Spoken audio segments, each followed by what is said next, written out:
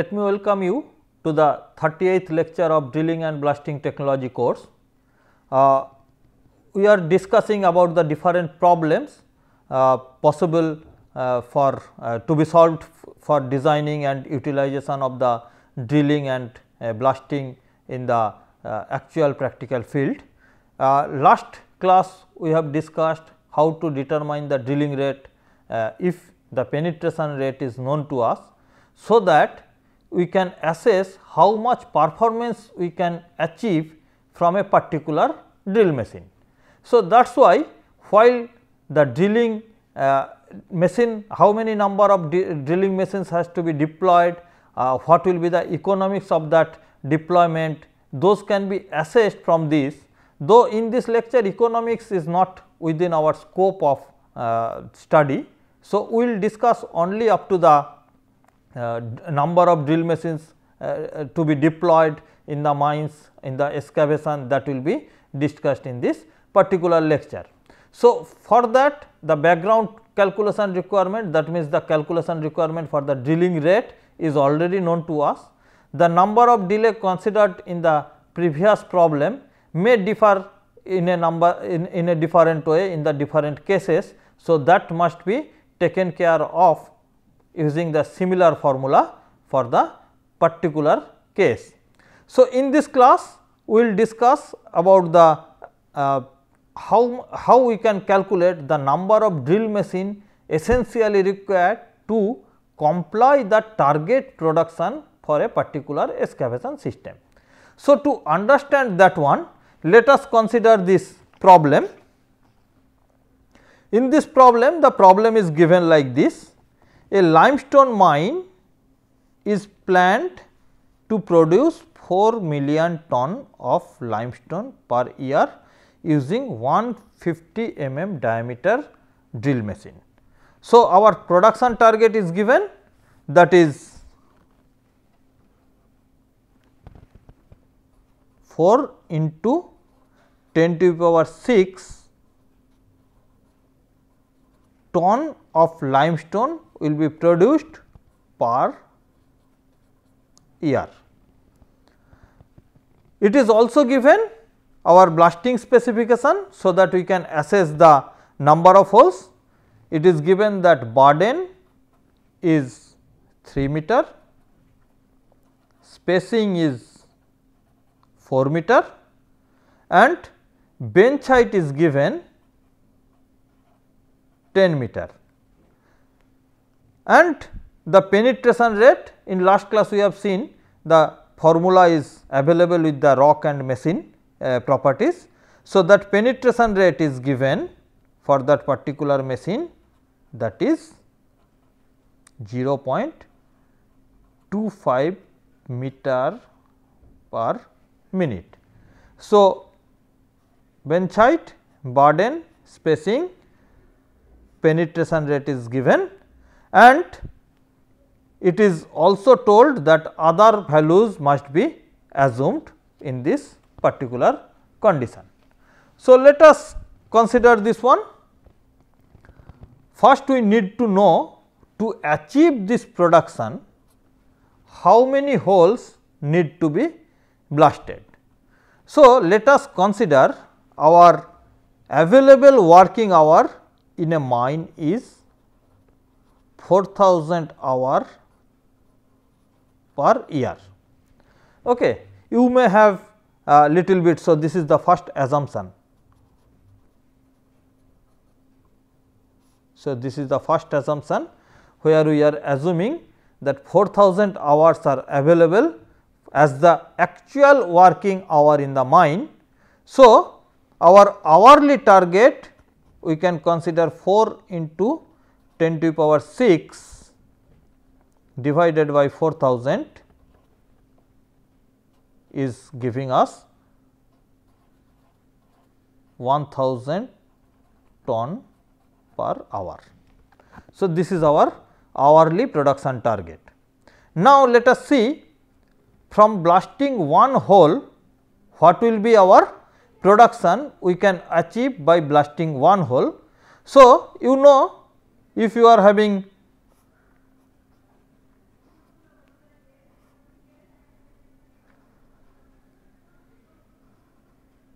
a blast situation like this, this is 10 meter. Let us consider 2 meter sub drilling, 2 meter sub drilling. So, the drilling length is 12 meter, and by blasting this 12 meter, our yield is basically burden into spacing into bench height. That means 3 into 4 into 10 meter cube, and that is 120 meter cube of rock. Let us go for second assumption here. Specific gravity of rock or density of rock, let us consider 2.5 as it is mentioned limestone. So, it is assumed as the 2.5 specific gravity. So, this will become 120 into 2.5, that means 300 ton of material can be produced from blasting one hole. So, from there we can understand the number of holes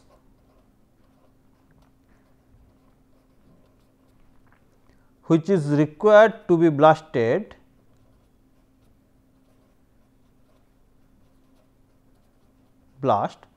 or in other word required to drill also per hour is 1000 divided by 300. So, this is 10 by 3 holes, or you can say 3.3 holes needs to be drilled or needs to be drilled in every hour. So, this is the number of holes we have achieved. Now, let us convert it to meter. In this case, the essentially requirement is consideration of the sub drilling. So, let us the assumption sub drilling is 2 meter, or you can assume it is 20% considering that it is 2 meter. So, the length of one hole is length of the hole is h plus 2, that is 12 meter. So, if we are converting this number of holes per hour to the number of meter per hour, it will become 10 by 3 into 12 meter per hour. So, that means it is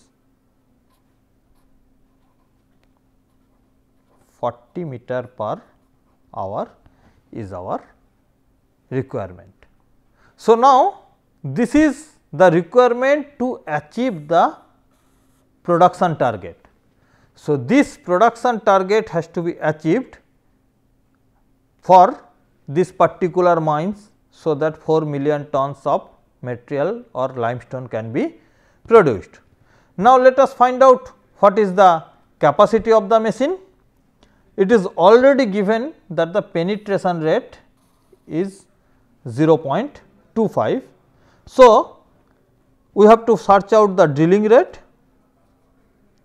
which is nothing but the time. This is given 60 minute considering the 1 hour, 1 by it is given in minute, it is already given in minute, you can see 0.25 meter per minute. So, we can directly place 0.25 meter per minute as it is we have already considered in minute. Then the delays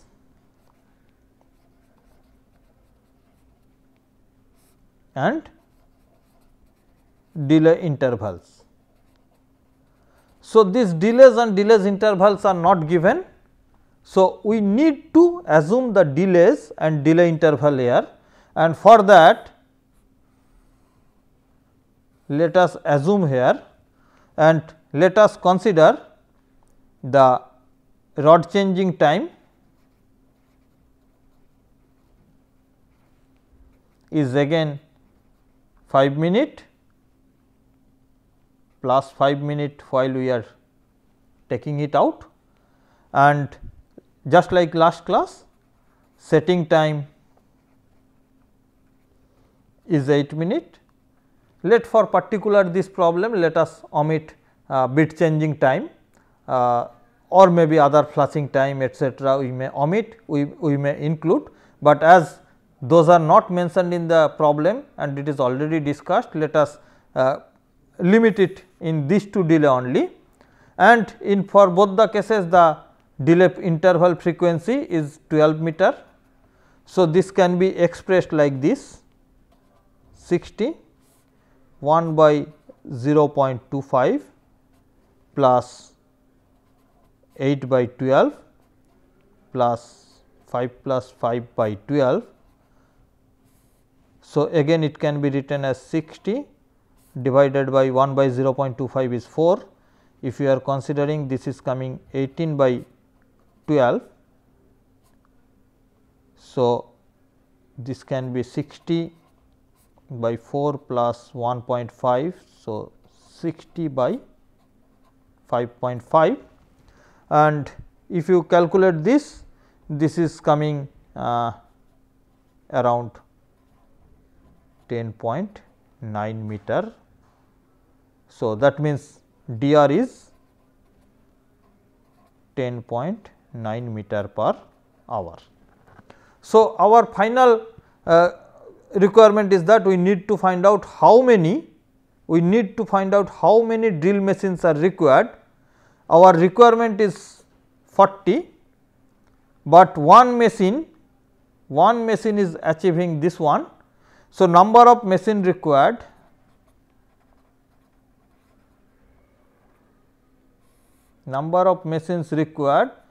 is 40 divided by 10.9. So, this is coming around 3.6. So, machine cannot be in fraction. So, this can be approximated 4 machines. So, to achieve this production target, we need to purchase 4 drill machine, so that this production target can be achieved. So, this is basically the assessment, though it is not the optimization one, but this is the general assessment to determine the number of drill machine for a particular case.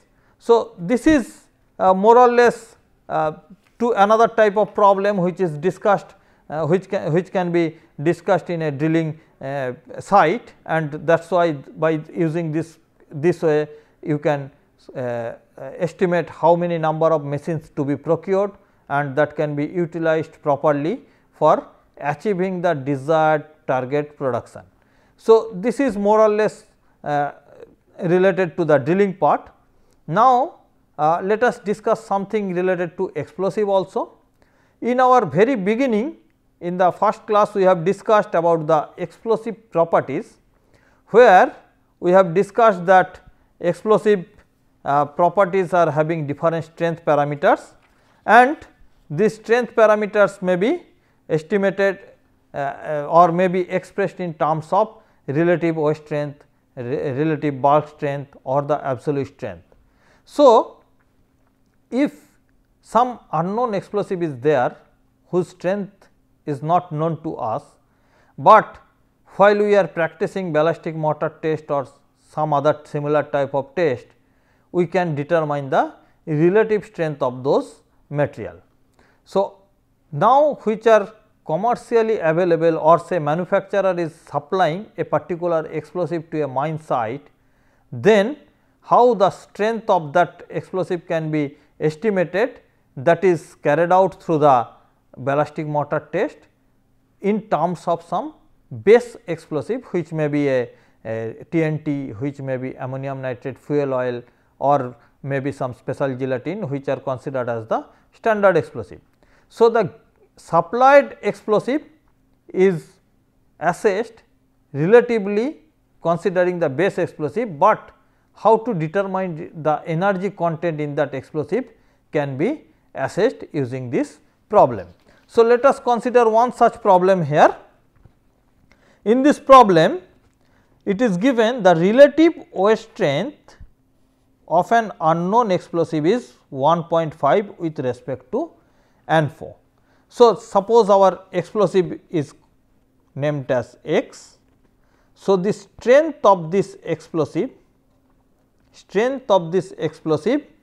is equal to 1.5 times of the strength of ANFO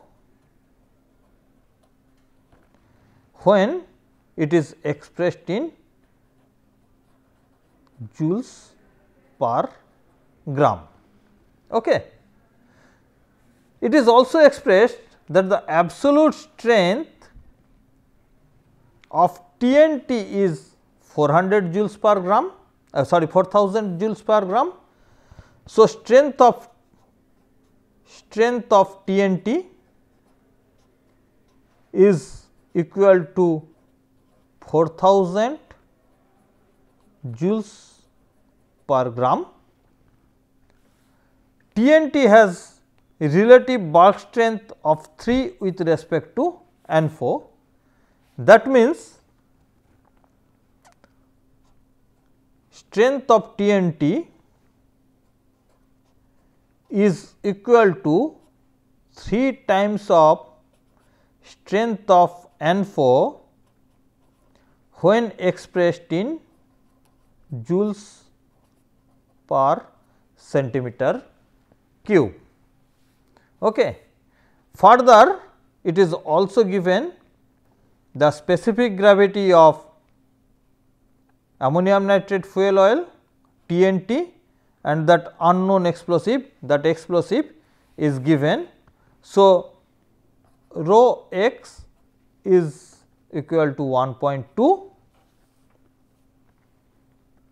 rho ANFO is equal to 0.9 and rho TNT is equal to 1.5. Okay. So, this is already given to us and this is the question which is given, and we have to determine the strength of x in terms of joules per gram and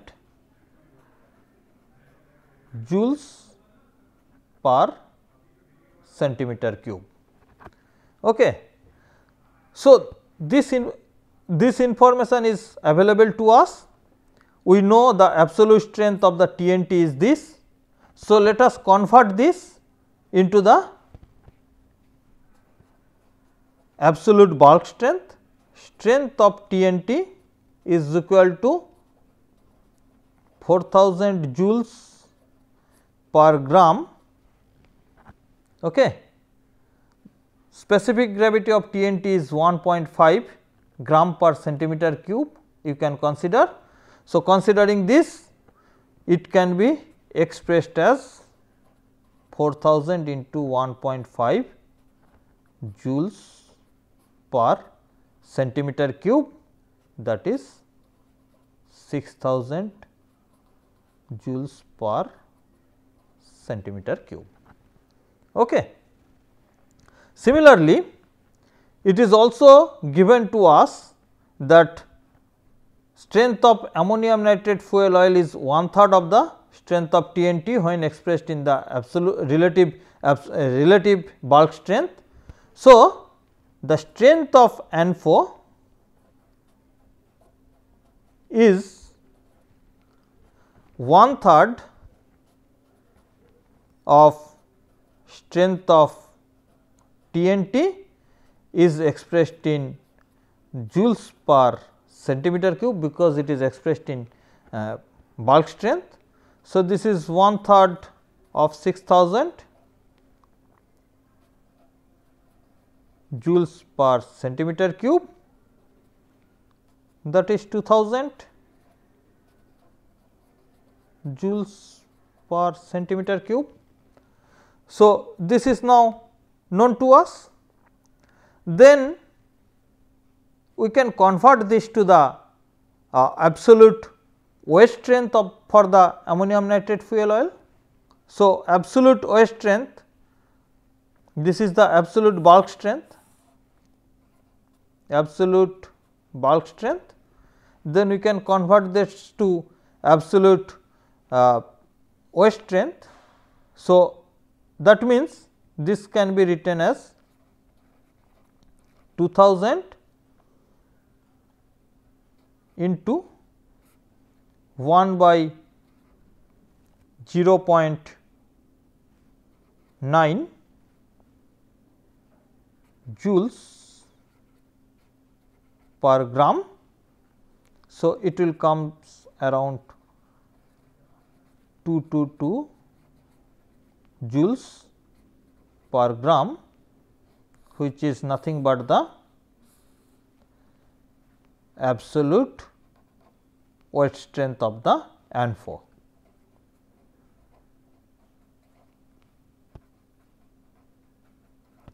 Now, it is given for unknown explosive, the absolute the relative weight strength is 1.5 with respect to ANFO.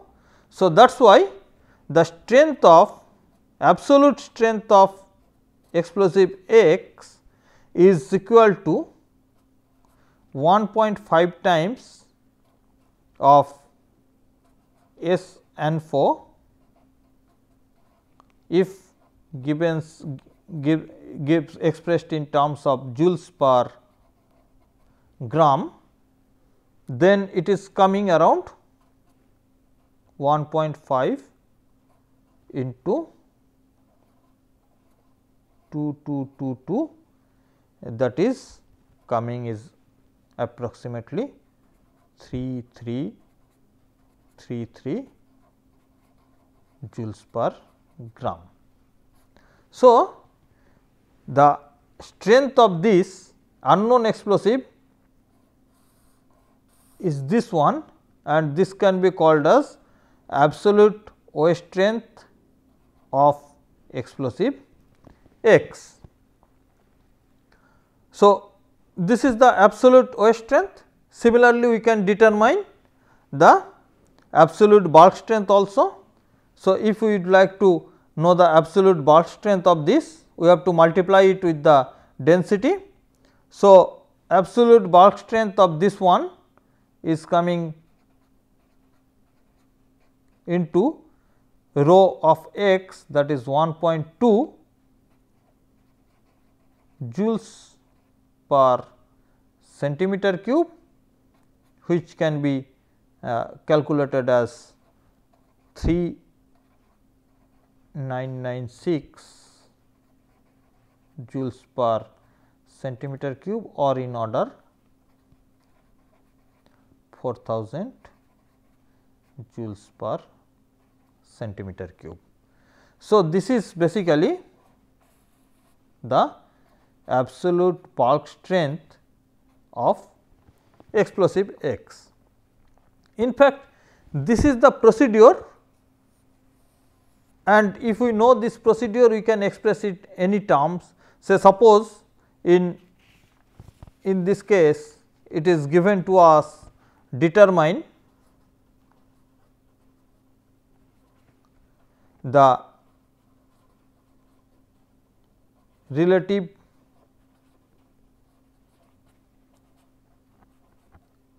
weight strength of explosive X with respect to TNT.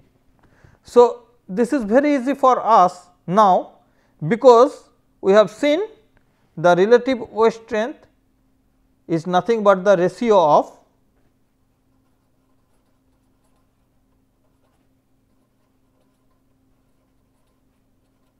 wave strength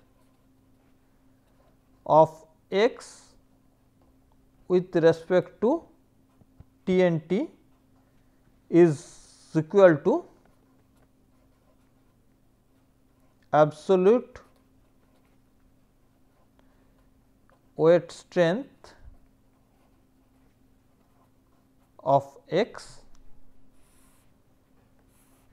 divided by absolute weight strength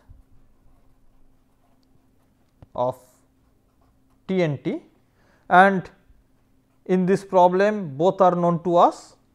Absolute weight strength of TNT is 4000 joules per gram, whereas we have determined the absolute weight strength of this explosive is 3333 joules per gram. So, that means it is coming around 0.833. So, this is the relative weight strength of explosive X with respect to TNT. Similarly, if it is asked to determine the relative bulk strength with respect to TNT, then it is easy. Absolute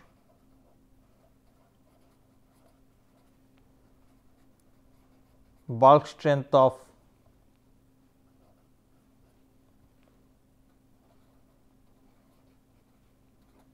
X by absolute bulk strength of TNT, and in this case it is for X it is 4000 joules per centimeter cube, here it is 6000 joules per centimeter cube.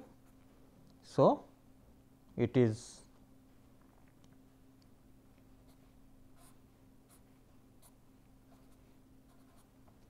this is coming around 0.67.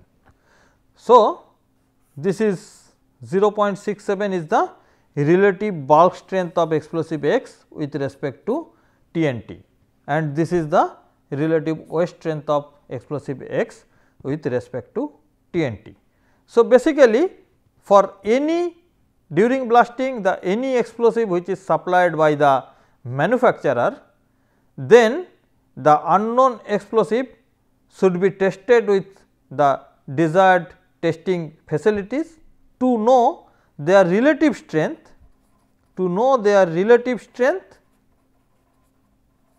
with respect to any standard explosive. Then the energy content of that explosive may be easily known, and that explosive may be converted to the relative strength for any other type of explosive. So, that is why the strength of the explosive is very very important, and that can be computed or that can be estimated by this way. So, more or less we have already covered drilling part. Now we have covered some explosive strength determination also. So, let us stop this class at this position. In next class we will try to identify how to assess the drilling and blasting design for some particular instances. Thank you.